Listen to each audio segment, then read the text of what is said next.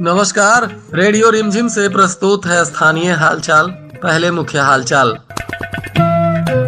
Inter की sent up परीक्षा की हुई शुरुआत। स्टेशन रोड में अपराधियों ने दुकानदार को मारा चाकू। कवि सम्मेलन में एक से एक साहित्यकारों ने किया लोगों का मनोरंजन। बिजली विभाग के कर्मियों ने मंत्री को सौंपा ज्ञापन। और 1 नवंबर से शुरू हो रहा है पर्व त्योहारों का पखवाड़ा। स्थानीय हालचाल के इस अंक के साथ मैं अनिकेत मिश्र। अब हालचाल विस्तार से। जिले में +2 विद्यालयों में इंटरमीडिएट परीक्षा 2024 की सेंटअप परीक्षा प्रारंभ हो गई है। यह परीक्षा 6 नवंबर तक आयोजित होगी। जानकारी के अनुसार बिहार विद्यालय परीक्षा समिति के तत्वाधान में सभी जगहों पर शिक्षकों की देखरेख में इंटरमीडिएट परीक्षा 2024 का सेंटअप परीक्षा लिया जा रहा है। इसमें शिक्षकों ने बताया कि सभी छात्र छात्राओं को सेंटअप परीक्षा में शामिल होना अनिवार्य है। जो छात्र सेंटअप परीक्षा में शामिल नहीं होंगे उन्हें वार्षिक परीक्षा में बैठने का मौका नहीं मिल सकेगा। सेंटअप परीक्षा OMR शीट पर लिया जा रहा है। अपराधियों ने रविवार की देर शाम स्टेशन रोड में एक दुकानदार को चाकू मारकर गंभीर रूप से घायल कर दिया, जिनको स्थानीय लोगों के सहयोग से सदर अस्पताल में भर्ती कराया गया, जहां से डॉक्टरों ने स्थिति चिंताजनक देखते हुए गोरखपुर रेफर कर दिया। यह घायल दुकानदार काला मटिहनिया गाँव के रहने वाले रामप्रीत गुप्ता के पुत्र राम कुमार गुप्ता बताए जा रहे हैं। इनका सिपाया बाजार में किराना का दुकान है। रात के करीब 8 बजे मोटरसाइकिल पर सवार कुछ बदमाश पहुंचे थे और इनको चाकू मार दिया। घटना के कारणों का पता नहीं चल पा रहा है। फिलहाल पुलिस मामले की अनुसंधान कर रही है। भोरे के श्री शंकर उच्चतर माध्यमिक विद्यालय में आयोजित कवि सम्मेलन में पूरी रात साहित्यकारों ने जमकर लोगों का मनोरंजन किया। इस दौरान कविता का पाठ कवि हरि हरि राही ने किया। इस कविता के माध्यम से उन्होंने पंडित राजमंगल मिश्रा के बचपन के तस्वीर को दर्शकों के सामने रखा, जो कभी 5 बार विधायक, 1 बार सांसद और 1 बार विधान पार्षद रह चुके थे। इसके बाद कवियों ने अपनी अपनी कविता से दर्शकों का मन मोह लिया। इससे पूर्व भोजपुरी विकास मंडल के तत्वाधान में आयोजित संगीत संध्या सह कवि सम्मेलन कार्यक्रम का दीप प्रज्वलन कर विधिवत उद्घाटन किया गया। कार्यक्रम की अध्यक्षता उमेश चंद पांडे ने की। उद्घाटन समारोह के बाद सबसे पहले संगीत संध्या का कार्यक्रम शुरू हुआ, जिसके बाद दर्जनों कवियों ने अपनी अपनी रचनाओं से लोगों को मंत्रमुग्ध कर दिया। वहीं कटिया प्रखंड में विद्युत विभाग में कार्यरत मानव बलों को नियमित करने और मानदेय बढ़ोतरी को लेकर मद्य निषेध उत्पाद और निबंधन मंत्री बिहार सरकार के सुनील कुमार को कर्मियों ने अपना एक ज्ञापन सौंपा। बिजली विभाग में काम करने वाले ये कर्मी पूरे बिहार में बिजली व्यवस्था को बेहतर करने की दिशा में लगातार काम कर रहे हैं, जिसमें बिजली विभाग के अंतर्गत कार्यरत मानव बलों का महत्वपूर्ण योगदान है। इनका कहना है कि इनका वेतन 8,800 रुपए एवं बटन पट चालक का वेतन 11,000 रुपए है, जिससे इनके परिवार का भरण पोषण नहीं हो पा रहा है। वर्तमान स्थिति में सभी मानव बलों की यही सरकार से प्रार्थना है कि इनसे जो कार्य लिए जा रहे हैं उन्हें नियमित करते हुए उनके वेतनमान इत्यादि में बढ़ोतरी किया जाए।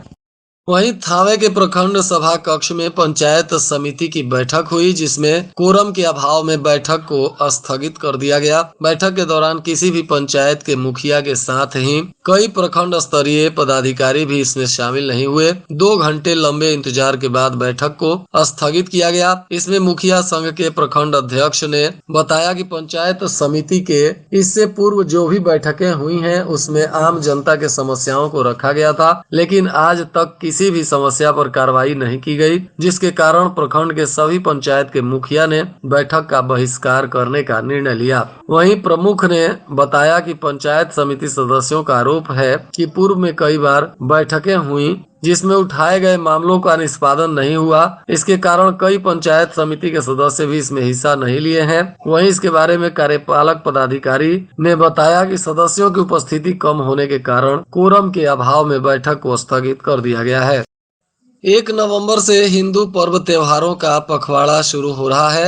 नवंबर महीने में लगातार 14 पर्व त्योहार मनाए जाएंगे, जिसको लेकर घर से बाजारों तक की तैयारी चल रही है। आचार्य पंडित अतुल कुमार मिश्रा ने बताया कि 29 अक्टूबर से कार्तिक मास प्रारंभ हो रहा है। 1 नवंबर को करवा चौथ होगा, तो 10 नवंबर को विश्वकुंभ योग में धनतेरस का त्योहार मनाया जाएगा। इसी तरह 11 नवंबर को छोटी दिवाली, 12 नवंबर को दीपावली का त्योहार, तो 13 नवंबर को सोमवती अमावस्या का व्रत सुहागिन महिलाएं करेंगी। 15 नवंबर को गोवर्धन पूजा, भैया दूज, चित्रगुप्त पूजा और 17 नवंबर को छठ पर्व की शुरुआत होगी। 18 नवंबर को खरना और 19 नवंबर को 36 घंटे का निर्जला व्रत समाप्त होगा। तो वहीं 20 नवंबर को उगते हुए सूर्य को अर्घ देने के साथ ही परना कर छठ का व्रत महिलाएं तोड़ेंगी। 21 नवंबर को सर्वार्थ सिद्धि योग में अक्षय नवमी का त्योहार मनाया जाएगा। 23 नवंबर को देव उठनी एकादशी व्रत है, तो वहीं 26 नवंबर को कार्तिक पूर्णिमा का व्रत किया जाएगा। लगातार व्रत त्योहारों से सनातन धर्म के मानने वाले लोगों को यह महीना काफी धार्मिक और आध्यात्मिक रहता है। कुचायकोट के खैरटिया गांव में आपसी विवाद को लेकर हुई मारपीट में एक महिला सहित 5 लोग गंभीर रूप से घायल हो गए। सभी घायलों को इलाज के लिए सामुदायिक स्वास्थ्य केंद्र में भर्ती कराया गया, जहां से 3 लोगों को डॉक्टरों ने गोपालगंज सदर अस्पताल में रेफर कर दिया। घायलों में बलिस्टर चौधरी, धर्मेंद्र चौधरी, अजय चौधरी, दया देवी तथा दूसरे पक्ष से त्रिभुवन चौधरी शामिल है। प्राप्त जानकारी अनुसार 2 परिवारों में मामूली विवाद को लेकर मारपीट शुरू हो गई। इस दौरान लाठी डंडे से हुए हमले में एक महिला सहित 5 घायल हो गए। सभी का इलाज फिलहाल सरकारी अस्पतालों में चल रहा है। पुलिस इन पीड़ितों के बयान पर आवेदन मिलने के बाद मामले की जांच पड़ताल कर रही है।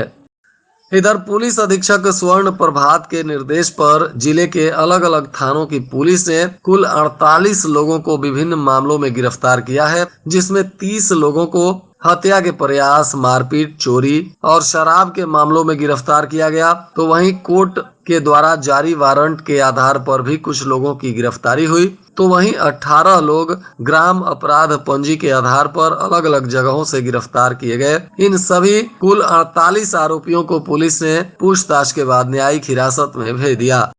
उत्पाद विभाग की पुलिस ने नोडल रेड अभियान चलाया, जिसमें कुल 48 लोगों को शराब के मामले में गिरफ्तार किया गया। इनमें 34 लोग शराब के नशे में अलग अलग जगहों से पकड़े गए, तो वहीं 14 लोग शराब की तस्करी में गिरफ्तार किए गए। इन सभी आरोपियों पर उत्पाद अधिनियम के तहत मामला दर्ज करते हुए इन्हें न्यायिक हिरासत में भेज दिया गया। इनमें से शराब के नशे में पकड़े गए लोगों को न्यायिक मजिस्ट्रेट के समक्ष प्रस्तुत किया गया, तो वहीं शराब की तस्करी में पकड़े गए सभी आरोपियों को न्यायिक हिरासत में भेज दिया गया। इनके शराब तथा वाहनों को पुलिस ने जब्त कर लिया है। गोपालगंज जिला मुख्यालय में सरदार पटेल की प्रतिमा निर्माण के लिए एक संघर्ष समिति बनी है, जिसके अध्यक्ष जदयू के प्रदेश महासचिव प्रमोद कुमार पटेल हैं। इन्होंने कहा कि इनके अथक प्रयास से गोपालगंज जिला मुख्यालय नगर परिषद क्षेत्र में बंजारी मोड़ के पास देश के महान स्वतंत्रता सेनानी और प्रथम गृह मंत्री, भारत रत्न से सम्मानित सरदार वल्लभ भाई पटेल की प्रतिमा स्थापित की जाएगी। उन्होंने कहा कि सरदार पटेल के प्रतिमा निर्माण संघर्ष समिति बहुत दिनों से पत्राचार के माध्यम से काम कर रही थी। अब उनका प्रयास सफल होता हुआ दिख रहा है, जिसको लेकर पूरी टीम में खुशी व्याप्त है। गोपालगंज वुशु संघ के महासचिव मास्टर सोनू ने बताया कि गोवा में 37वां नेशनल गेम्स में गोपालगंज जिले के लाल Ashish Kumar wushu martial art खिलाड़ी, पिता का नाम राम बड़ाई शाह, माता का नाम सविता देवी, जो ग्राम प्रतापपुर पोस्ट उदंत राय के बंगरा थाना माझा जिला गोपालगंज के निवासी हैं। आशीष कुमार ने जिला स्तर, राज्य स्तर, राष्ट्र स्तर पर कई बार मेडल जीतकर जिले का नाम रोशन किया है। मास्टर सोनू ने martial art and body fitness academy में इन्होंने अपना पहला ट्रेनिंग लिया। आगे चलकर भारतीय खेल प्राधिकरण के द्वारा ट्रेनिंग लिया। लगातार ये वुशु मार्शल आर्ट्स की ट्रेनिंग विभिन्न जगहों पर लेते रहे हैं। इनके बेहतर प्रदर्शन के वजह से इन्हें सभी लोगों ने बधाई और शुभकामनाएं दी। इनका चयन गोवा में आयोजित 37वें राष्ट्रीय खेल प्रतियोगिता में हुआ है। 25 अक्टूबर से यह प्रतियोगिता प्रारंभ हो चुकी है और इसमें इनका बेहतर प्रदर्शन सामने आ रहा है। आज के मौसम का तापमान गोपालगंज में न्यूनतम 21 डिग्री सेल्सियस और अधिकतम 30 डिग्री सेल्सियस रहने की संभावना है। अंत में मुख्य हालचाल एक बार फिर। इंटर की सेंटअप परीक्षा की हुई शुरुआत। स्टेशन रोड में अपराधियों ने दुकानदार को मारा चाकू। कवि सम्मेलन में एक से एक साहित्यकारों ने किया लोगों का मनोरंजन। बिजली विभाग के कर्मियों ने मंत्री को सौंपा ज्ञापन। और 1 नवंबर से शुरू हो रहा है पर्व त्योहारों का पखवाड़ा। इसके साथ ही रेडियो रिमझिम से प्रसारित स्थानीय हालचाल का यह अंक समाप्त हुआ। नमस्कार।